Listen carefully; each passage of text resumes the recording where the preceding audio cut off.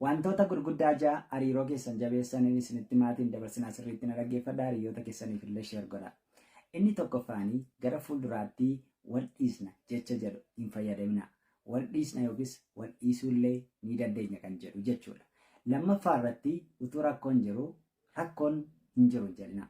Utuu nagaa hin ta'in nagaadha hin jedhina. Hariiroo laaffisa waan ta'eef jechuudha. Waan jiru sirriitti dubbadhaa. Sadaffaanii gaafa dhiifama gaafattanii onneema keessan irraa gaafadhaa. Goyyomsaaf siif dhiiseera rakkoo hin qabu osoo hin taane onneema keessan irraatii ta'uu qabaa jechuudha. Arfaffaan isa darbee isa ammaan hin madaalchisinaa. Wanti darbe wanta darbeedha. Awwaalamee jira. Isa ammaan madaalamuu hin danda'u jechuudha. Shanaffaan of jaja keenya dhiisuu qabna. Anatu akkasii, anatu akkasii. Ani akkas gochuu danda'a, ani kanaan hin caala kan jedhu sana dhiisuu qabnaa jechuudha. Ja'affaan waan xixiqqoo galateeffachuu qabna. Waan xixiqqoo waliif goone, waan xixiqqoo ta'e galateeffachuu qabna. Namni yeroo hundumaa hin dandeessa siin hin jedhu, hin dandeessu siin jedha. Kanaafi akka dandeessu afaaniin haasoo osoo hin taane akka dandeessu hojjedhuutii itti argisiisi. Gaafa sana akka itti dandeessu sirriitti amanu waan ta'eef. Galatooma. Dhiira gaafa jaallattu wantoota gurguddaa shanan kana sirriitti beeki. Tokkoffaa isa hubadhu. Innis waan hundumaa gochuu hin danda'u. Yeroo hundumaa nama sirrii miti. Yookiis nama sirrii ta'uu hin danda'u. Si'a tokko tokko ni dhiphata. Si'a tokko tokko ni jeeqama. Si'a tokko tokko ni aara. Isa kana beekuu qabda. Lammaffaa bilisummaa kenniif. Yeroo tokko tokko waanuma jaallatu haa hojjetu. Waanuma danda'u haa hojjetu. Yoo dhugumas jaallata ta'e waan si miidhu tokkollee hin hojjetu. Ati immoo isa gargaarta waan ta'eef. Sadaffaa akkuma isarraa jaalala barbaaddu, kabaja barbaaddu, isa jaalladhu. Innis ni fedha waan ta'eef. Arfaffaa filannoo isaa kabajiif. Waan inni filate kabajiif. Waan ati filatte duwwaa osoo hin taane waan inni filate kabajiif. Shanaffaan xiyyeeffannoo kenniif. Yeroo hundumaa isaa wajjin akka jirtu, isa bira akka jirtu ittimi sirriitti haa beeku. Dogoggora dhiirotaa laman isinitti maatii hin dabarsinaa sirriitti na dhaggeeffadhaa. Inni tokkoffaa gaafa isaan tole isaaniif jedhan yookiis damnee bultii dhaabbanna jedhan hin jaallatan, hin baqatu. Gaafa isaan rakkisan, gaafa isaan immoo didan nama akkasii barbaadu. Kun dogoggora lamaadha jechuudha. Akka baay'ee hin dhiphanneef, akka baay'ee hin miidhamneef wantoota arfan kana godhi. Tokkoffaa waan dandeessu duwwaa godhi. Wanta hin dandeenye dhiisi. Lammaffaa wanti tokko humna keen ol taanaan itti dhiisi. Itti hin dhiphatin. Sadaffaa waa'ee namootaa hin dhiphatin. Yeroo baay'ee parsantii 70 ol waa'ee namaa dhiphan waa'ee keenya gararraatti. Arfaffaa suuta dubbadhu. Lafti deemtu hin jirtu waan ta'eef suuta yoo haasofne wayya. Galatooma. Yooyyaa harka fuunee akkam jirtu namoonni saayikooloojii ji'a 2 fi leenjitanii yookiis barattanii sartifikeetii fudhachuu barbaadanii warra kana dura barachaa turan xumurree waan jirruu fi namoota haaraa fudhachuu waan barbaannuu fi bilbila asii gaditti argitan kanaanii galmooftanii leenjii barachuu ni dandeessu. Kun namoota intarestii saayikooloojii qaban yookiis saayikooloojii irratti hubannoo gadi fagaataa qabaachuu barbaadaniifidha.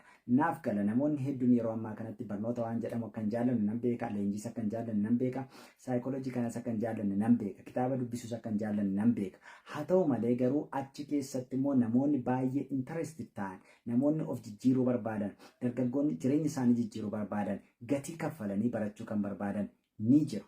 Isaaniif jechan beeksisa kana hojjedhe waan ta'eef warri kaan scroll godhaa, warri keessumaatii gara fuulduraatti jijjiiramuu barbaadan waan biraa osoo hin taane sammuu keessan eeggachuu barbaadan miira keessan iddootti eeggachuu barbaadan, nama ta'uu kan barbaadan, hiriyaa keessaniin tuffatamaa jiraachuu kan hin barbaanne jechuudha. Naannoo irratti hawaasa irratti dhiibbaa uumuu kan barbaadanii bilbila kanaan bilbilaatii galma'a barnoota keessan ji'a 2 leenji'a isaa booda jijjiirama ofirratti argitan isiniyyuu dhugaa baatu jechuudha. Waan hedduu isaa asirratti fidee inaasuwanii ijoollonni baay'ee leenji'aa jiru, barachaa jiru, gorsa adda addaa fudhachaa jiru. Jijjiirama guddaan dhagaa jira jechuudha. Ammallee taanaanii hojiin keenya hojii keessoodha waan ta'eef kara keessaan qottaatii barnoota keessan baradhaa of jijjiiraan isin jedha. Galatooma. Akka saayikooloojistii beekamaa Dr. John Gottman jedhutti wantoota gurguddaa 4tu bultii diiga yookiis gaa'ela diiga yookiis hariiroo diigaa jedha. Kanaaf isin immoo hiriyoota keessaniif sheer gochuu hin dagatinaa. Inni tokkoffaan akka Dr. John jedhutti tuffiidha yookiis wal tuffachuudha jechuudha. Rakkoo furuu osoo hin taane nama sana qeequu, nama sana xiqqeessuu, nama sana ceepha'u yookiis isa yookiis ishee ceepha'uudha. Inni kun bultiin sun akka diigamu godhaa jedha. Inni lammaffaanii defensiveness jedha. Kana jechuun responsibility yookiis itti gaafatamummaa fudhachuu baqachuudha. Rakkoon tokko gaafa uumamu gara abbaa manaa keetiitti qabu yookiis gara haadha manaa keetiitti qabuudha malee ofii keetti fudhachuu dadhabuudha yookiis itti gaafatamummaa gaa'illi yookiis bultiin qabu fudhachuu dadhabuudha jechuudha. Gaafa kana hariiroon yookiis bultiin ni diigamaa jedha akka Dooktarri kun jedhutti. Namoota si goyyomsuudhaaf gara jireenya keetiitti seenan mallattoo isaanii isinitti maatiin dabarsinaa sirriitti na dhaggeeffadha.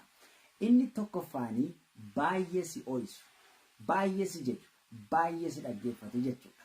Sitti maxxanu garmalee jechuudha. Inni lammaffaanii haasaan isaanii baay'ee wal xaxaadha. Confuse si godhu yookiis information xiqqoo muraasa siif kennu yookaan immoo overload godhanii baay'isanii sitti fe'uu jechuudha. Kana gidduutti ati confuse taata dhugaaf soba isaa gargar hin baastu. Sadaffaan seenaa adda addaa sitti himu. Seenaa dhaabbataa sitti himan.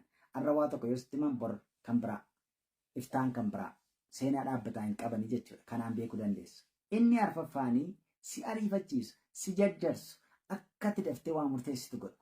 Boqonnaa siif hin kennan. Yoo boqonnaa argatte yoo yeroo argatte itti yaaddaa irratti barta waan ta'eef akka ati yeroo hin arganne boqonnaa hin arganne si taasisu jechuudha. Ati gaafa nama miitu yeroo 100 irra deddeebisteetti dhiifama jetta, soorii jetta. Namni gaaruu gaafa si miidhu akka waan tokko iyyuu hin taanetti aakti godha, si wajjin haasa'a. Akka nama oomaa tokko iyyuu si miidhee osoo hin taane si fayyadetti si wajjin haasa'a. Dhiisati. Hoomaa miti. Namni yeroo hundumaa hin dandeessu siin hin jedhu. Hin dandeessu siin jedha. Kanaafi akka dandeessu afaaniin haasa'u osoo hin taane akka dandeessu hojjedhuuti itti argisiisi. Gaafa sana akka itti dandeessu sirriitti amanu waan ta'eef. Galatooma. Hariiroo keessatti wantoota lamaan kana sirriitti qalbeeffadhaa. Qoffaan nama waa'ee kee murteessuu hin dandeenye baqadhu. Nama mari'adheen sitti himu. Qoy akka ilaalla, akka wal ilaalla jedhu baqadhu. Waa'ee kee murteessuu hin danda'an taana. Lammaffaa nama si miidhetti hin deebiin. Yoo deebite miidhama hafe dabalatta. Dhugaa kana sirriitti hubachuu qabda. Nama taatee itti fufuudhaaf diraamaa lamaan kana baqadhu. Tokkoffaa diraamaa namoonni hojjetan. Kana jechuun soba dhugaa of keessaa hin qabne.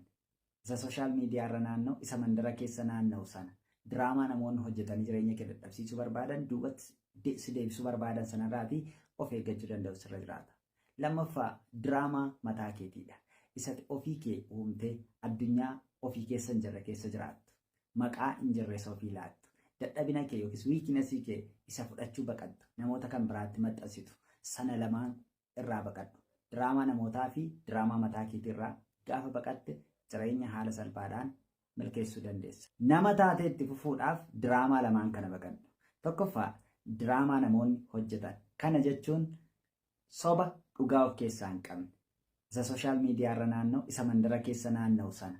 Diraamaa namoonni hojjetanii jireenya kee dadhabsiisuu barbaadan, duubatti si deebisuu barbaadan sanarraatii of eeggachuu danda'u sirra jiraata.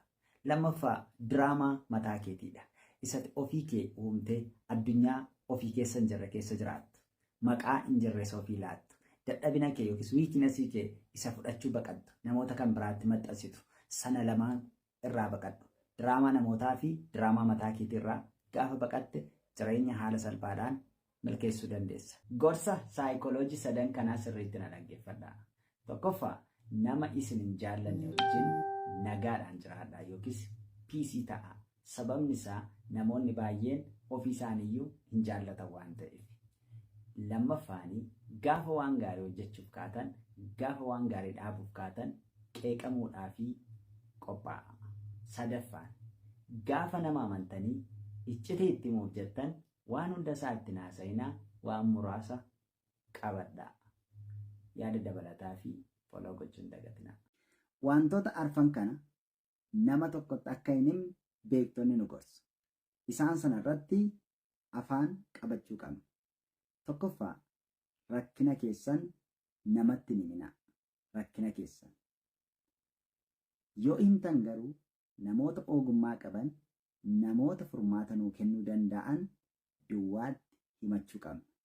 Malee namoota hawaasa keessa dhimmicha nuuf firfirsan namatti nu himanitti himuu hin qabnu.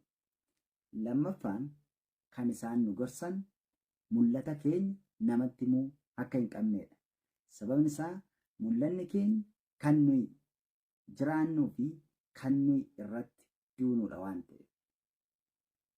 Sadaffaan hamma argan amma galii keenyaadha.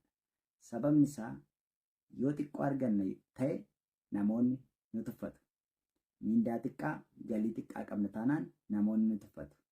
Mindaa guddaa yookiis galii guddaa qabna taanaan namoonni liqiidhaan nu rakkisu.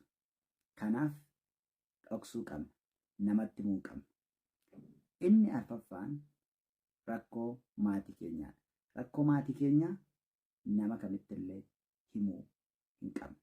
Yaada dabalataa argachuuf foloo gochuun dagatinaa. Galatooma.